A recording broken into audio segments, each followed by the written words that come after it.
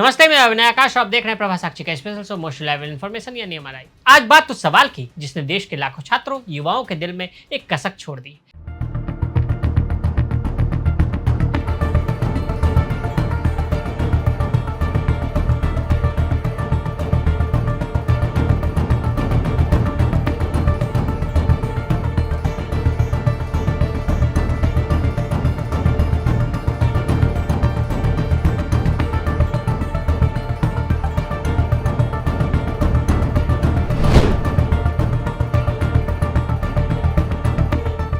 लद्दाख के पर्यावरणविद सोनम वांगचुक, जिन्होंने नीट के छात्रों की आवाज बनकर 26 दिनों तक अन्न का एक दाना नहीं उठाया, जब उन्होंने मंत्रियों से मुलाकात के बाद अपना अनशन तोड़ा तो जश्न की जगह सन्नाटा और सवालों का बवंडर खड़ा हो गया।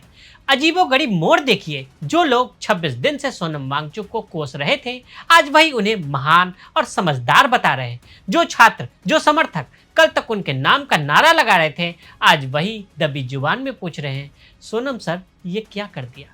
क्या ये बेवफाई है? तो आज सबसे बड़ा और कड़वा सवाल यही है कि क्या सोनम वांगचुक ने छात्रों का भरोसा तोड़ा या फिर उन्होंने दूरदर्शिता या समझदारी दिखाई? क्या सोनम सच में बेवफा हैं या फिर आंदोलन की बाजी पलटने वाले सबसे समझदार खिलाड़ी? आइए आज के एमआरआई में इसी गुत्थी की इनसाइड स्टोरी से पर्दा उठाते हैं। सीजीआई के व्यंग से उपजी पार्टी और उसका धरना।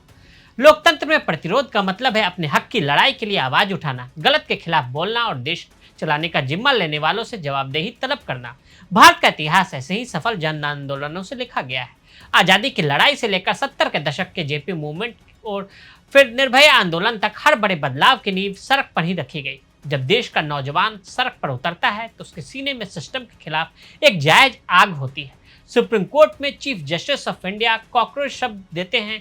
एक आदमी कॉकरोच के नाम से मीम पेज बनाता है, फॉर्म भरवाता है, इंडिया आता है और 500-700 लोग नजर आते हैं। 8 दिन बाद सोनम वांगचुक जैसा चेहरा आता है और एक meme page, Instagram page suddenly एक बड़ा आंदोलन बन जाता है। देश दुनिया में सबकी निगाहें जाती है, भीड़ बढ़ने लग जाती है।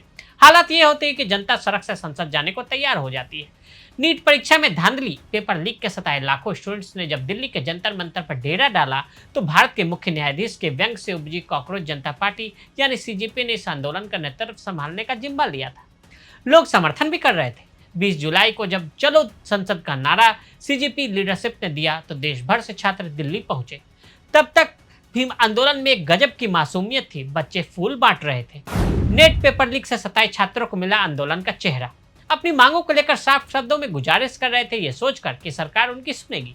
लेकिन जुलाई के आखिर हफ्ते तक आते आते शांतिपूर्ण प्रतिरोध की तस्वीर अचानक बदल गई। पुलिस और छात्रों के बीच खूनी झड़पें हुई, मीडिया के कैमरे तोड़े गए और पुलिस की गाड़ियों पर तलवारें तक लहराई गई। सीजेपी का आंदोलन 6 जून को शुरू हुआ था। 28 जून को सोनम वांगचुक के अनशन पर बैठने के साथ ही इसे एक मजबूत नैतिक केंद्रीय बल मिला। लेकिन सरकार ने हफ्तों तक इन छात्रों की कोई सुध नहीं ली, कोई बातचीत का दरवाजा नहीं खोला। इसके उलट 18 जुलाई को पुलिस ने वांगचुक को जबरदस्ती उठाकर अस्पताल पहुंचा दिया।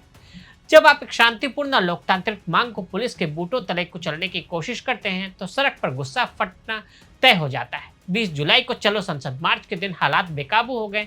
1400 पुलिसकर्मियों की घेराबंदी, बैरिकेड्स और आंसू गैस के गोलों ने दिल्ली के छावनी में तब्दील कर दिया।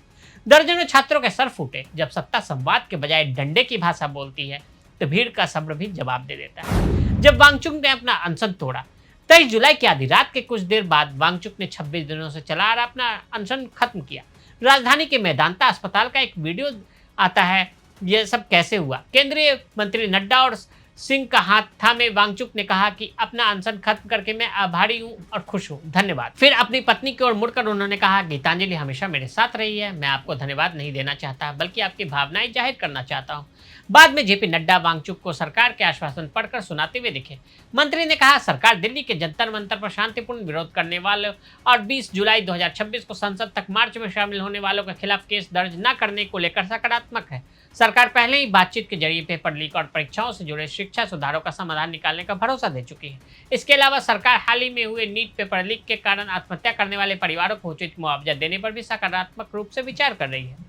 खास बात यह है कि शिक्षा मंत्री धर्मेंद्र प्रधान के इस्तीफे का कोई जिक्र नहीं किया गया, जो 28 जून को भूख हड़ताल शुरू करते समय वांगचुक की शुरुआती मांग थी।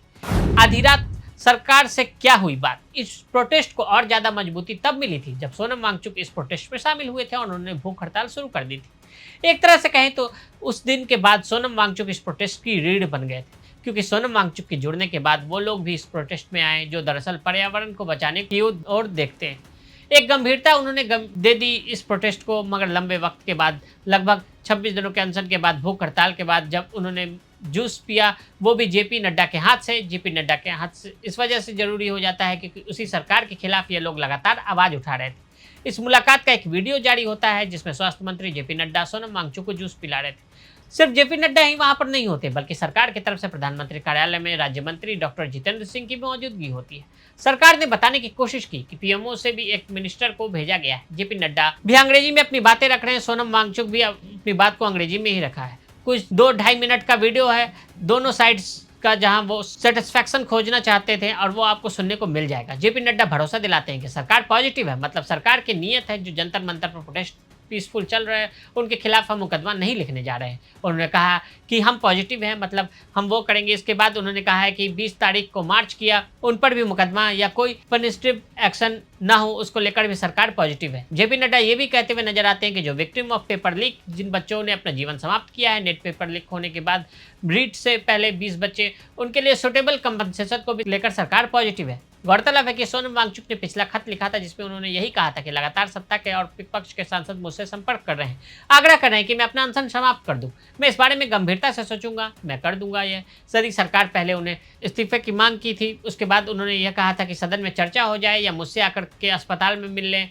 अब जो आखिर हालिया खत था उसमें उन्होंने लिखा था कि यदि सरकार का ये वादा कर दे कि जिन बच्चों ने आंदोलन किया है उन पर कोई मुकदमा नहीं किया जाएगा तो फिर मैं अनशन छोड़ूंगा, तो वो बातें होती दिख रही हैं। दोनों पक्षों ने एक दूसरे के पसंद की बात कर दी। सोनम अंग्रेजी में वो भी कहते हैं कि मुझे जानकर खुशी है कि सरकार और पक्ष की ओर से ये आश्वासन मुझे दिया गया है, जो नीट है और शिक्षा से जुड़ी जो बाकी यंत्रणाएं हैं उनमें रिफॉर्म को लेकर अकाउंटेबिलिटी इंश्योर करने के लिए जो लैप्स हुए हैं उसकी जवाबदेही सुनिश्चित करने के लिए पार्लियामेंट के फ्लोर पर डिस्कशन होगा। फिर इसके बाद और बड़ी रोचक भाषा में उन्होंने कहा कि एट अ सुटेबल टाइम, एक मुफीद वक्त पर, जो आगे वो कहते हैं I am no one to dictate, मैं ये नहीं तय करूंगा। वो उसमें वो जो नीट वाला मामला है उसमें शिक्षा मंत्रालय, कंसर्न मिनिस्ट्री, वो कह रहे हैं कि accountability in the ministry and the ministers, यानी कि मंत्री और मंत्रालय में जो लोग हैं उनकी जो जवाबदेही होगी उसको लेकर जो कदम उठाए जाएंगे, जो कि सरकार कंसीडर ही कर रही होगी। यानी जो सरकार के पहले की मंशा है, लेकिन सुटेबल टाइम और I am no one to dictate, ये दो बातें कि सरकार को कोई ये डिक्टेट नहीं करेगा कि कब, लेकिन उन्होंने कहा कि मुझे भरोसा दिलाया गया है। फिर आगे वो कहते हैं कि वो जो छात्रों से अपील कर रहे हैं अभी संयम बना लें और हिंसा ना करें। उन्होंने कहा कि मैं हिंसा का समर्थन नहीं करता हूं, फिर भी उसके बाद उन्होंने ये भी कहा कि जो एंटी सोशल एलिमेंट्स हैं उनकी जो करतूतें हैं उनका समर्थन नहीं करता। उन्होंने कहा कि जो मांग है उस पर जरूर ध्यान दिया जाए। एक्शन मोड में आए पीएम मोदी। गुरुवार रात 11:52 पर प्रधानमंत्री नरेंद्र मोदी ने एक सेल्फी वीडियो संदेश पोस्ट करके सीधा छात्रों से संपर्क साधा और नीट पेपर लीक विवाद के बीच आश्वासन दिया कि सरकार उनके साथ खड़ी है। यह स्वीकार करते हुए कि पेपर लीक कोई मामूली मुद्दा नहीं है, उन्होंने कड़ी कार्रवाई का वादा किया। इसमें कैबिनेट द्वारा एक प्रस्तावित कानून पर निर्णय लेना भी शामिल है, जिसमें परीक्षा में धांधली करने वालों के लिए फास्ट ट्रैक अदालतों में कड़े दंड का प्रावधान है। प्रधानमंत्री का यह प्रयास उनके संचार के पारंपरिक तरीके से काफी अलग था। किसी भी आधिकारिक स्थान से टीवी पर दिए जाने वाले संबोधन के बजाय मोदी ने 3 मिनट से भी छोटा सेल्फी वीडियो चुना, जो विशेष रूप से युवाओं और डिजिटल फर्स्ट दर्शकों को ध्यान में रखकर तैयार किया गया। उन्होंने कहा कि मैं जानता हूं कि पेपर लीक कोई मामूली मुद्दा नहीं है, इससे लाखों छात्रों और उनके माता पिता को भारी कष्ट हुआ। इसलिए पेपर लीक की घटना के बाद से पिछले 2.5 महीनों में कई कदम उठाए गए हैं, दोषियों को गिरफ्तार किया गया है और वे जेल में हैं। पीएम मोदी ने कहा कि सरकार केवल इतनी कार्रवाई से संतुष्ट नहीं होने वाली है। उन्होंने बताया कि उन्हें संबंधित विभागों को पेपर लीक मामले के लिए फास्ट ट्रैक कोर्ट बनाने का निर्देश दिया है। विभागों ने लगातार मेहनत करके देर रात इसका मसौदा तैयार कर उन्हें सौंप दिया है। क्या सच में बेपटरी हो रहा है आंदोलन? जब आंदोलन सड़क पर पुलिस से भिड़ने लगता है वही उसकी सबसे बड़ी कमजोरी बन जाता है। महात्मा गांधी ने चौड़ा चौड़ी के हिंसक घटना के बाद अपना पूरा असहयोग आंदोलन ही वापस ले लिया था, क्योंकि वो जानते थे कि हिंसा से हासिल की गई जीत कभी स्थायी नहीं होती। यहाँ पर हमें यह समझना होगा कि महात्मा गांधी ने जब साल 1917 में चंपारण सत्याग्रह किया, फिर साल 1920 में असहयोग आंदोलन किया, तो इन बड़े आंदोलनों से लगभग 1 दशक पहले उन्होंने अपने समर्थकों को अहिंसक आंदोलन के लिए तैयार करना शुरू कर दिया था।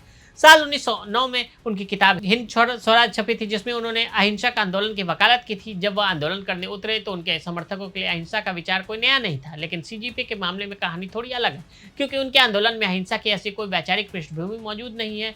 और यह बात सिर्फ आंदोलन करने वाले युवाओं पर ही नहीं, इस आंदोलन के अगवा माने जाने वाले लड़कों पर भी लागू होती है। महात्मा गांधी सत्य पर उतने ही जोर देते थे, और सीजेपी के प्रोटेस्ट में भी यह फर्क तब दिखता है जब उनके लीडर्स एक तरफ कहते हैं कि वह इस मंच को राजनीति का अखाड़ा नहीं बनने देंगे, लेकिन बाद में तमाम विपक्षी नेता उनके ही मंच से आकर अपना स्कोर सेटल करते नजर आते हैं।